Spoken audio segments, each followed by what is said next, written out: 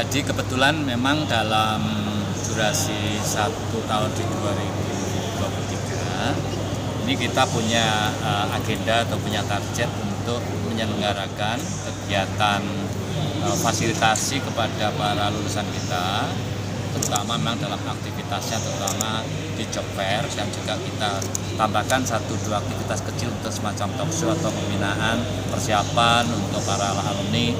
Para peserta itu bisa mengikuti semacam sharing session atau semacam talk show untuk mereka biar lebih siap di dalam masuk dunia kerja. Nah, salah satunya ini adalah penyelenggaraan yang keempat yang kita adakan di tahun 2023. Tentunya sekali lagi adalah ini menjadi salah satu wujud bentuk dari tanggung jawab dari kampus untuk membantu memfasilitasi agar para alumni, para mahasiswa di tingkat akhir itu bisa lebih cepat di dalam mengadaptasikan dengan dunia kerja.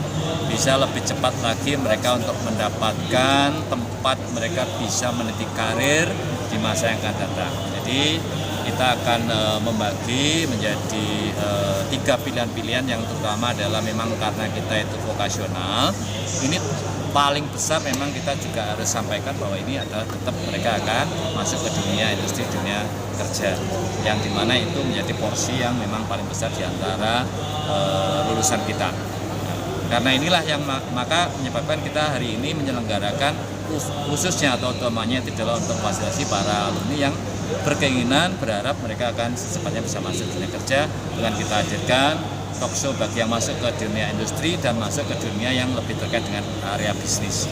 Nah, harapannya dari 2 profesi utama nanti ke depan, dia sebagai seorang pekerja maupun sebagai seorang entrepreneur, itu bisa terfasilitasi dari aktivitas kegiatan yang kami adakan di kampus Politeknik. Pak, tadi kan disampaikan yang penting adalah bagaimana mengadaptasikan pelatihan yang diberikan, Pak, pada saat di dunia kerja. Selama ini sebelum mereka lulus, seperti apa, Pak, di kampus ini, Pak? Nah, jadi di dalam pembelajaran itu aspeknya kan sebenarnya kalau kita lihat dari aspek pembelajaran itu memang akan ada 2 sisi yang terus-menerus seiring dengan waktu itu kita berikan, yaitu pertama adalah untuk membina, membangun karakter yang diartikan adalah sebagai soft skill secara umum, dan yang kedua adalah membangun yang terkait dengan kompetensi, skill, bidang keahlian masing-masing.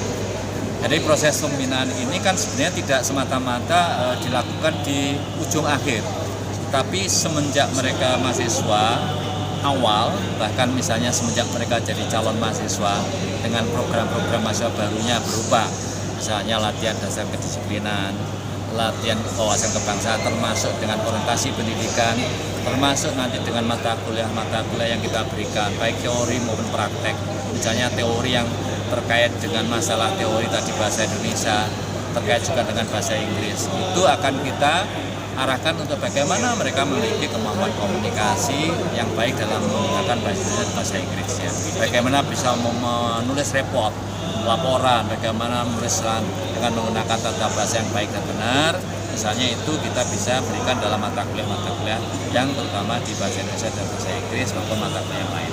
Nah, kompetensi teknis pun terkait dengan bengkel mekanik ini juga membentuk karakter sebagai seorang pekerja di pabrik yang memang harus memenuhi standar pembuatan alat, standar yang terkait dengan di situ target, kebiasaan juga membina untuk terkait dengan masalah karya produk tidak boleh keluar dari perencanaan dan sebagainya.